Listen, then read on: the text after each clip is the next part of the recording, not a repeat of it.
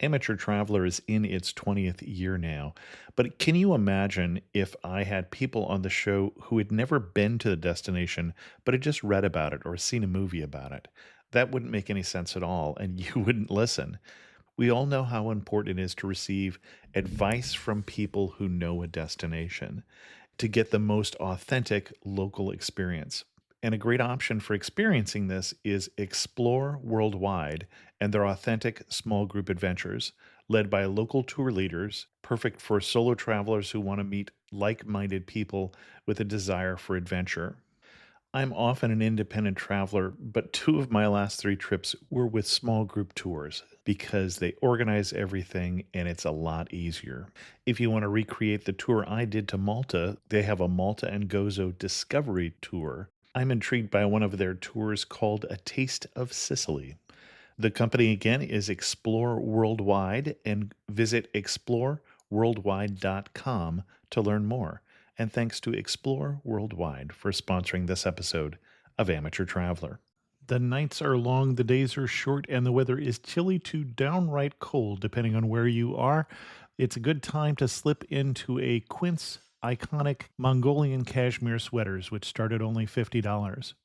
You can treat yourself to everyday luxury at an affordable price with Quince. If you really want to dive into luxury, you can check out their leather handbags, washable silk shirts, and European linen sheet sets. Whatever you're looking for at Quince, all the prices are 50 to 80% less than similar brands, and they do that by partnering directly with top factories and cutting out the middleman. They only work with factories that use safe, ethical, and responsible manufacturing processes. And of course, they use premium fabrics and finishes for that luxury feel in every piece. But you've already heard me rave about my Quince travel pants. Treat yourself this winter without the luxury price tag. Go to quince.com/traveler for 365-day returns plus free shipping on your order. That's QUINCE.com/traveler to get free shipping and 365-day returns. Quince.com/traveler. And thanks to Quince for sponsoring this episode of Amateur Traveler. Got my bags packed, I'm on a roll. I'm heading out there and I'm ready to go. I'm looking real good in my passport photo. Oh, no. Amateur Traveler, episode 318. Today, the Amateur Traveler talks about deserts, the Red Sea, and Nabateans as we go to southern Israel. Cathedral, I got to sit in one more cafe. I know that I should be heading home, but maybe not today. Welcome to the Amateur Traveler. I'm your host, Chris Christensen.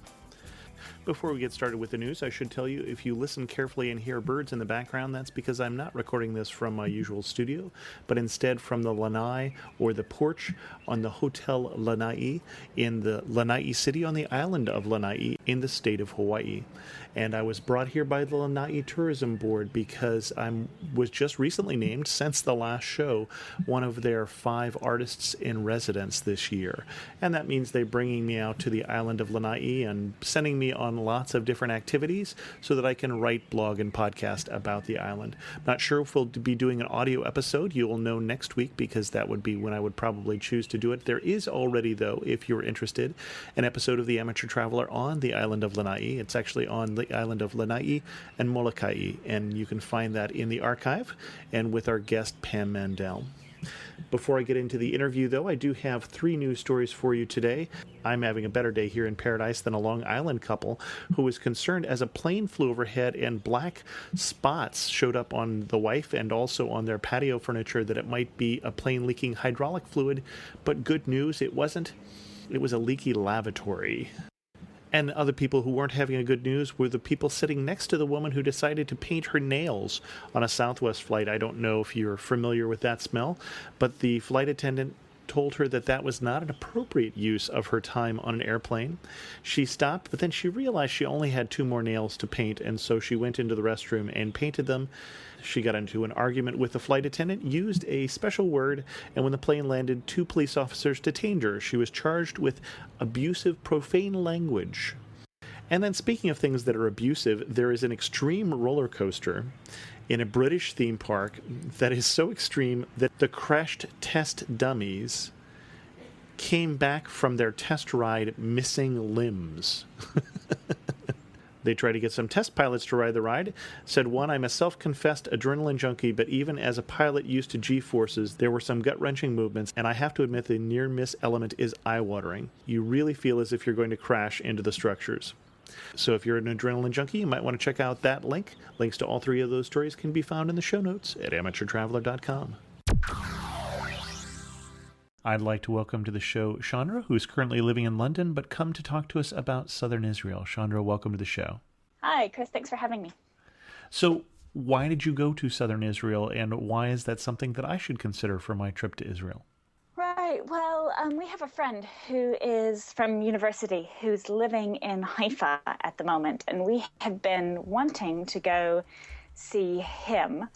And, when we were planning the trip, one of the big things was for us to go someplace that he hadn't been since he's been there for about a year and a half. And he suggested that we grab a car and drive south. And that sounded like a great plan to us. So that's kind of what we did. It just sort of came about fortuitously. I would recommend other people go to the south of Israel, and the Negev in particular, because it's stunning. And there aren't nearly the number of tourists in that part of what is usually a very small country as what you get up in the north in Jerusalem and Tel Aviv and some of the better known sites, even in the Dead Sea. So the further south you go, the fewer tourists you get, and you really get a feel for some of the more natural aspects of the country, which I really enjoyed. Now, and you say the Negev, and I finished that thought with the Negev desert. Yes. Okay. Yes, it is a desert. Okay. So Haifa way in the north, Jerusalem in the middle, and the Negev sort of the bottom third of the country, really. And, when I look at the map, it just shows empty down there. There are some towns dotted here and about. The most well-known is probably Beersheba, which is considered the portal to the Negev. We didn't actually stay there. We spent most of our time in a smaller town, but where the hiking is better, called Mitzpah Ramon, which is on the edge of one of the big craters and where there's a lot of really, really good hiking. And you say craters. What type of crater is in Israel? I mean, there are a lot of craters in Israel that were caused relatively recently, but I'm assuming we're talking about something older and larger. Yeah, these are natural canyons. I guess in the States you would call them a box canyon. So they've got a very flat floor and very steep walls. In Hebrew, the word is maktesh, but they translate it into English as crater. Okay. In this same trip, you went down to Jordan to Petra. And so we're talking about that same sort of, you're walking through the canyon. It's a very easy walk, but you better not need to go to the left or the right very quickly. Yeah, no, our whole itinerary, which of course we're not going to talk about, we went down to Eilat, crossed over to Petra, came back to Eilat, which is the little town on the Red Sea. Mm-hmm. And then we slowly but surely sort of worked our way north through the Negev desert up to the Dead Sea and then on up to Haifa. We have talked about Petra before on an episode on Jordan, so we're probably not going to go into that part, but I thought it was useful to bring that up because obviously people go to Jerusalem and they go to Petra, and often they do it in the same trip, and they're kind of skipping over this in-between part here where you spend some time. So what would you recommend they do instead of just flying from one to the other or just getting on a bus and transiting through this area? What are they missing by not stopping in the Negev? Well, you get a taste of it when you go. We didn't do Jerusalem. In fact, we made a conscious decision not to do Jerusalem on this trip. But one of the gentlemen at a hostel we stayed in, he had a really good metaphor for it. I mean, anywhere you go in Israel, including this part of Israel, you pick up a stone and you squeeze it and history drops out. And it's really true. I mean, the walk that we did near Mitzpah Ramon, this is all old Nabatean country. So Petra was the old capital of the Nabateans who oversaw the old spice or incense route, depending on how you translate it into English, that went all the way from Yemen in the south up to Petra, and then from Petra up to Gaza to export then across the Mediterranean into what is now Italy and southern Europe. So between Petra and Gaza are these strings of old Nabatean cities, like Petra, but different, as they were wayposts, really, more than anything else. So there's a lot of those old spice route cities along the way that you can see if history is your thing. The scenery is absolutely stunning. I mean, I grew up in Northwest Oklahoma where flat and broad is the name of the game. But, here it's got this sort of Spartan elegance to it. It's so unlike anything that I've ever seen before. It's similar to Jordan and Petra, but I think much starker. And the colors are very, very different. More of the yellows rather than the reds and the roses. So more of the yellows and blacks, and just really, really beautiful. And when you say old and historic, we're talking about a civilization that were concurrent with the Romans. Well, predates the Romans. Predates the Romans. Yeah, there's some argument about how far back the Nabateans go. One of the guidebooks I had suggested that they were the same as one of the old tribes of Israel. So that would put them, 3,000 years old? Something like that. Don't quote me on that. But biblical anyway, at least, if not older. So it was quite of a long sort of empire that they had, and they fell fairly late in the Roman Empire, and then were sort of repurposed by the Romans as they took over the spice route, and then by the Byzantines, and then later, the various civilizations that sort of rolled through this area through to the Mandate period of the British rule. Mm-hmm. Interesting. So you say you were in the desert, and I'm missing the city. It's Mitzpe Ramon? Yeah, Mitzpe Ramon. Mitzpe Ramon, okay. And what is there to see of that history and of that heritage there in that town? In that town, there's not much, but if you go a little way out of the town, there's one of the old Nabatean wayposts called Avdat, usually transliterated Avdot. That's, again, one of these old Nabatean wayposts. It's now one of the Israeli national parks. And unlike Petra, which is built sort of in the middle of a valley, this one is built up on a hill. And as a result, the Romans liked it a lot. So the Romans never really got on for a bottom of the canyon type style of civilization. They much preferred to be up above. That was more, I guess, their territorial style. So they repurposed Avdat and were there quite late. And there's quite a lot of Byzantine architecture still in that old city. It's still under active excavation. They're finding new parts of it. And that's one of the cool things, is that the archaeologists, they don't rope off some of the sites as well as they do the ones that are actively being worked on anyway. So you can actually watch the archaeologists work. Interesting. And you can see them sort of as they start uncovering things. You can kind of wander through and look over their shoulder and see what it is that they're doing, which is quite cool. And they're all very friendly, and they love answering questions. And again, because there aren't all that many tourists, they don't mind putting their tools down for a little bit and chatting with you if that's what you're interested in. Interesting. And then you also mentioned we've called them craters or box canyons, and from the description, it sounds like slot canyon would also be the other term that we would use for that, fairly narrow canyons. So you went on a couple hikes throughout that region to a couple of those. Are there ones you would recommend?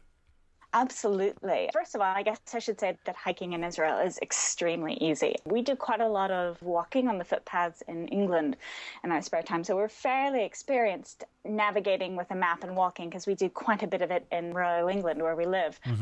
So I was prepared for sort of that level of signage, but I was completely blown away with how well signed and how clearly their paths are marked.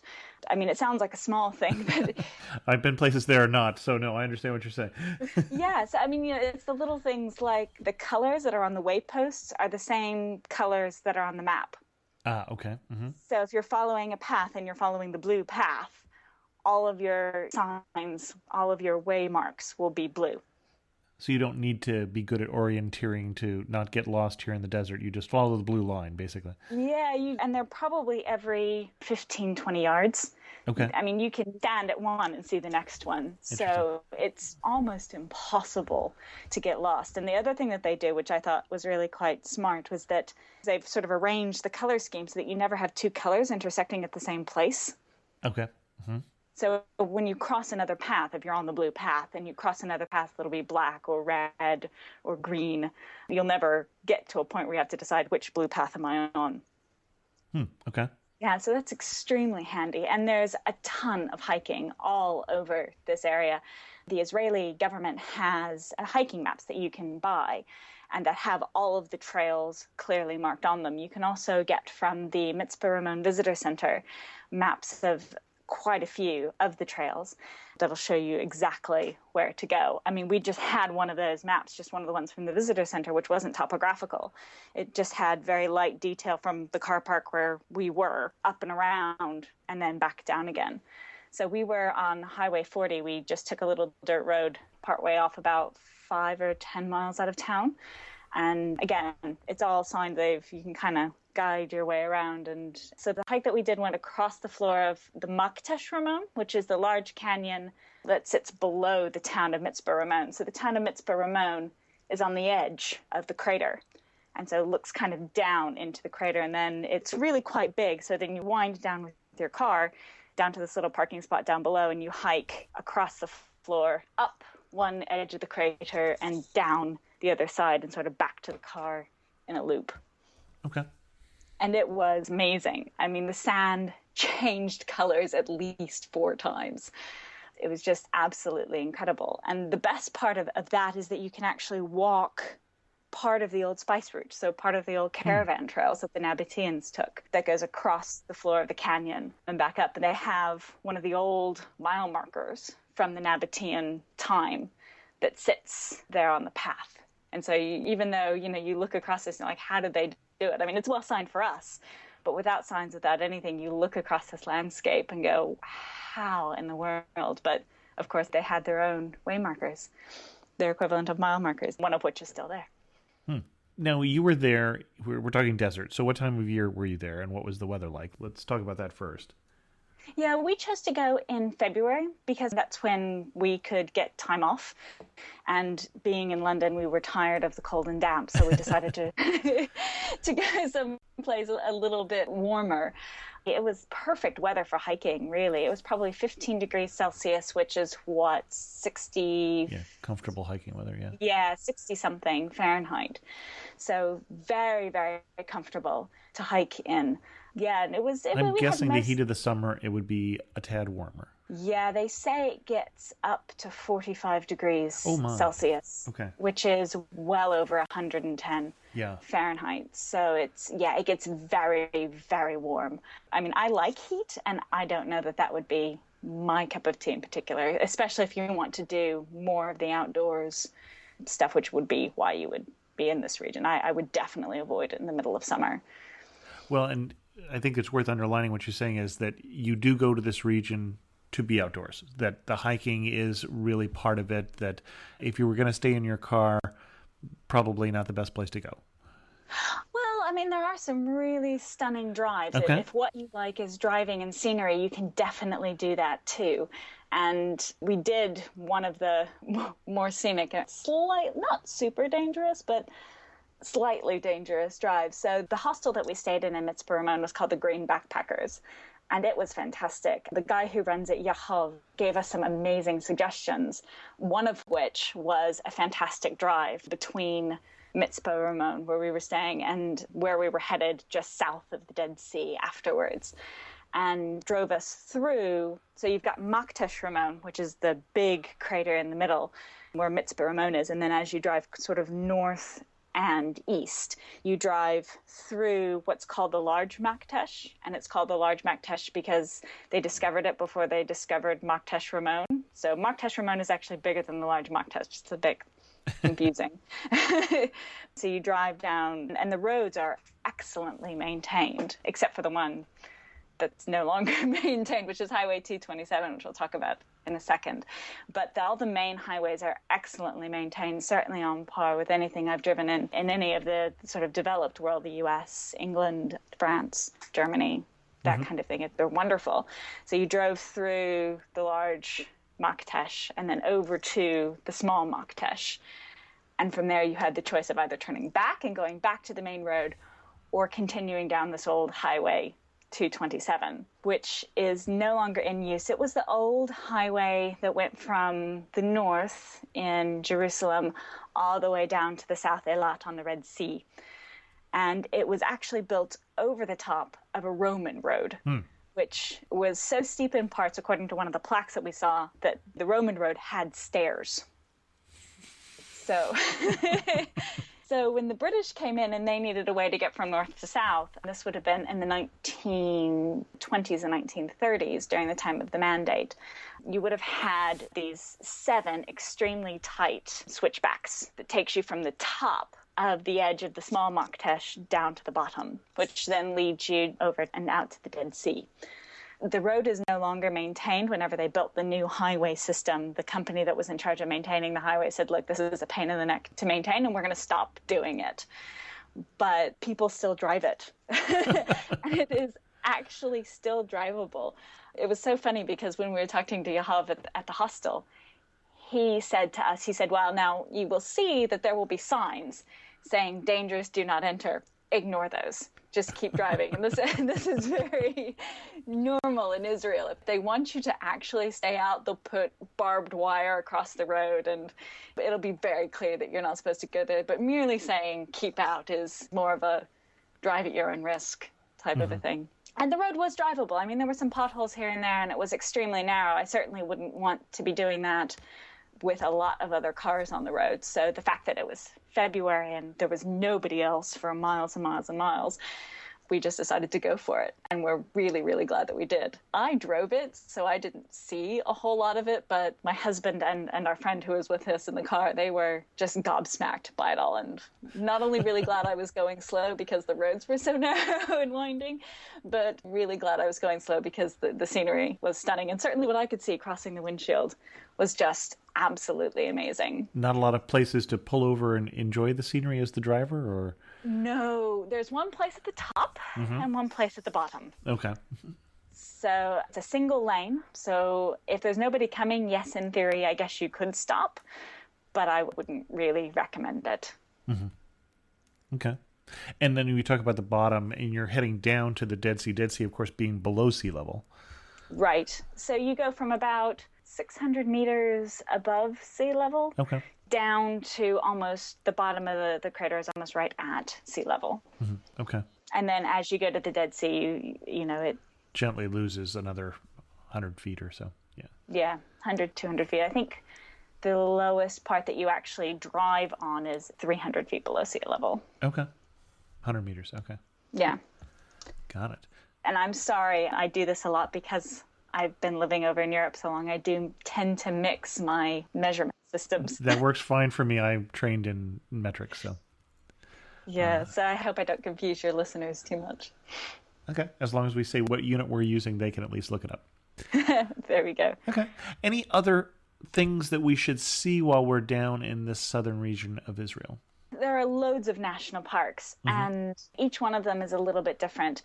You know, you've got the old Nabatean cities, and there's 5 other ones in the territory of Israel that are in this region to see. Interesting. Okay. And they're all national parks.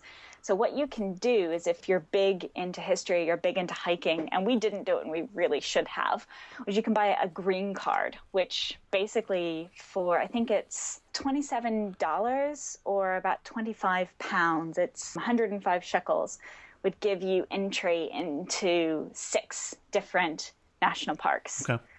And considering they're about 27 shekels each, which is about 5 pounds or $7, that, I mean, you can see, all you have to do is see 5 and you basically get the 6th one free. So if you want to do a lot of hiking or you want to see a lot of the old spice route cities, that would be definitely a way to go. And of course, all the spice route cities are also, most of them are also old Roman cities. So there's that. And then many of them were then taken over by the Byzantines or used during the Jewish rebellion during the Mandate. So again, quite literally, you pick up a stone and history falls out of it. And that is one thing that's, I think, very different, because people tend to think about what happens in Jerusalem and what happens in the West Bank and what happens in Gaza. They forget that they had to conquer this area of Israel too.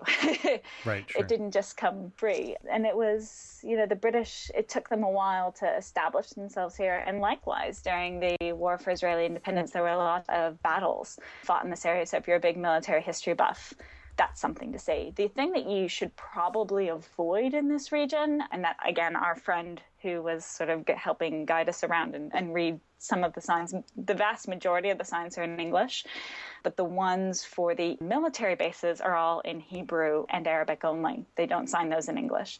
So if it's not signed in English, don't go there. Okay.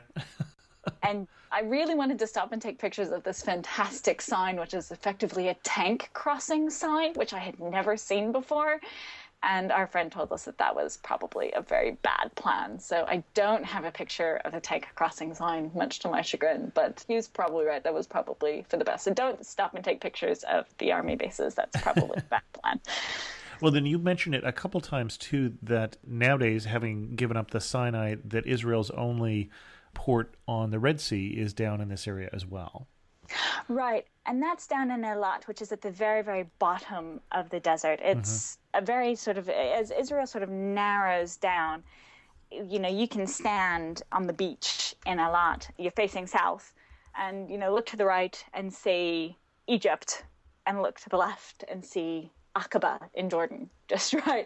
I mean, it's all very, very, very close together. And in fact, a lot of people, British tourists in particular, who tend to go to Taba in Egypt, will frequently go through Eilat to get to Aqaba and go to Petra as a day trip. Oh, okay. Mm-hmm.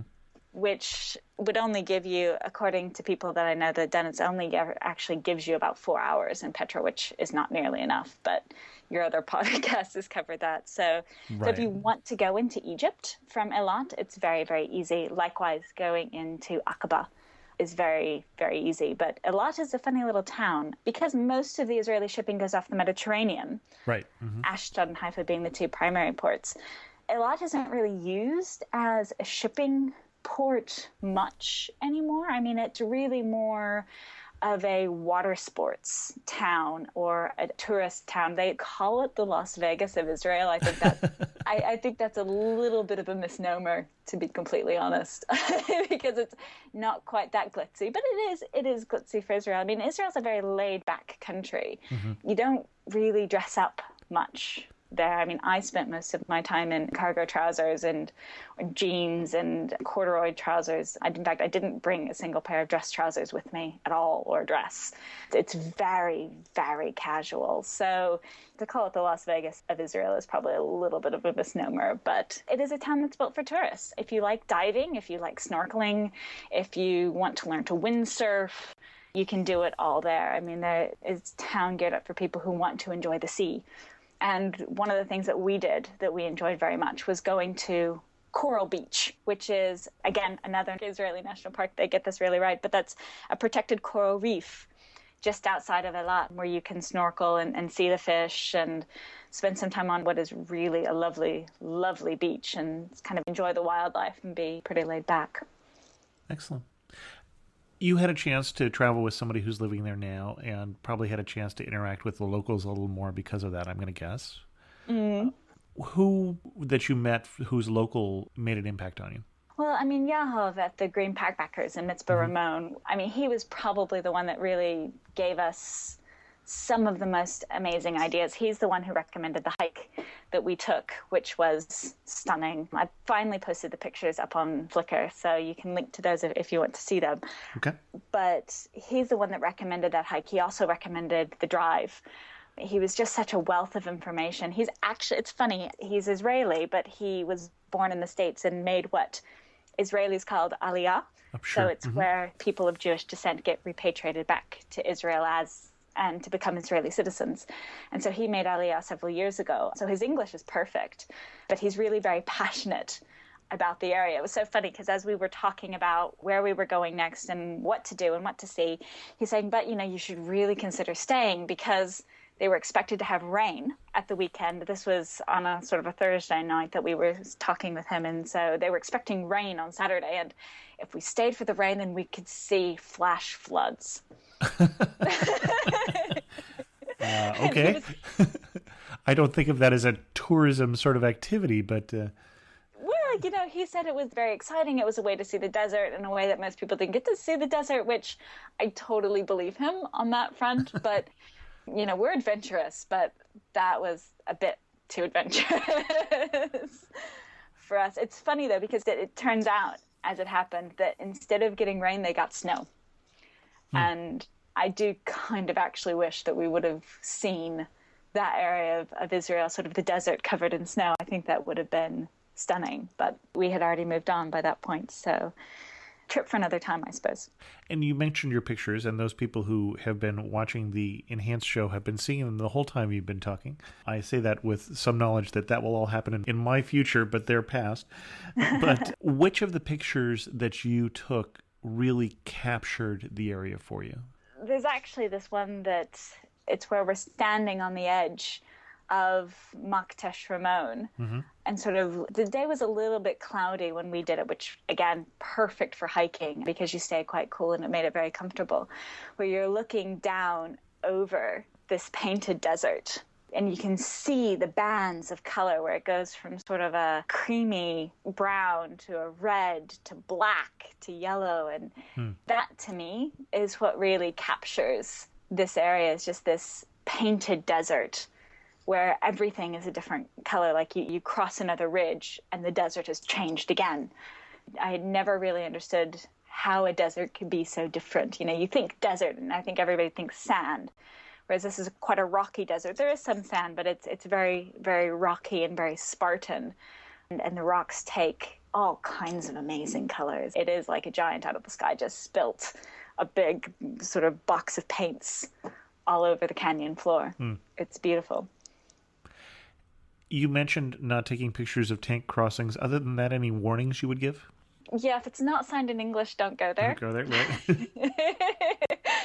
And, you know, otherwise just get off the beaten path a little bit. I mean, Jerusalem, we didn't see Jerusalem. We made a conscious decision to spend a time in this area. But I think what really brought it home for me is just to get away from where all of the other tourists are. I mean, the more tourists there are, the less likely it is that people will talk to you. But be also aware that this is a very laid-back country. You're not going to get anything done quickly. It's just, hurry is not really in the Israeli vocabulary. No, I'm guessing that's different in Tel Aviv or Haifa, which are business cities and things like that, than it is down here. Yeah, absolutely. I mean, the time that we spent in Haifa and Tel Aviv, it is a very different culture. I mean, they're big bustling cities, Sure, like any other in the world. So down here, you are in the countryside, and things take a little bit longer to get done because they want to talk to you. You know, you'll spend 20 minutes chatting with the guy serving you your falafel. Yeah, you'll get a little mini Hebrew lesson out of it, which is good fun. But that's what makes it fun. Don't take pictures of military installations. If it's not signed in English, don't go there. But otherwise, it's a very safe country. It's very easy for English speakers to travel in because pretty much everybody speaks English. You know, there is a quite large contingent of the population who have been born there and raised there for whom Hebrew is their first language. Right. But they all learn English and they speak English very well. So definitely get off the beaten track, get out and see the countryside. Okay. When did you feel closest to home, most familiar, and when did you feel furthest from home? Furthest from home is probably walking through that color desert, walking along the spice route and realizing that that the path you're walking has been tread by humans for 3,000 years. Again, coming from the States, you don't get that direct connection with that kind of history very often. You know, to have your feet on that soil, in the same soil that humans have walked on for thousands of years, is pretty phenomenal. And certainly not something I'm used to, even living in Europe, which is very well populated for a long time. But that was, walking through the desert on that old spice route was probably the furthest from home. The closest to home was probably just hanging out in the hostels with a bunch of other Americans. There are a lot of Americans who are now Israeli citizens or not, who are just visiting the country, traveling. And, you know, you sit in a hostel and you're with a bunch of other Americans, which as an expat is a bit strange still. But it is very comfortable. And, you know, everybody's quite chilled and willing to chat, and it's good. Well, and as you say, sometimes you get the American expats there now who, my daughter has two very close friends, our other daughters basically, who have now basically gone for Israeli citizenship and are living there full time. So that is not uncommon. Yeah, no, and it gives you, I think, a really nice connection because they know what it's like to have come. I mean, as anytime, and I don't know how many of your listeners will identify with this, but anytime a bunch of expats get together, you know, and start swapping stories, it kind of automatically gives you something in common. And, people who have made the conscious choice to move to Israel are very passionate about their country and very proud of what they've made of their country there in the desert. Now, there are a lot of politics around the Palestinian situation, but that's one of the nice things about being sort of further south is that those tensions are a little bit further away. People don't worry about their day-to-day security in this corner of the country, which, as somebody who's used to that, is very nice and it's very comforting. And I don't think it's what you see in the news. When you hear Israel, I mean, it's all focused on the areas of conflict. Sure. Mm-hmm. And what you don't see are these areas where people are getting along quite easily. Now, there are issues with the Bedouin, but that wasn't something that we sought out. But if you're interested in human rights issues and you're interested in minority peoples, that is something that you could seek out if you wanted to see kind of a little bit of a different cultural aspect to this corner of Israel. Okay. One thing that makes you laugh and say only in Israel, only in southern Israel. I would say the signs on Highway 227 that say, danger, do not enter, and being told that they don't actually mean that.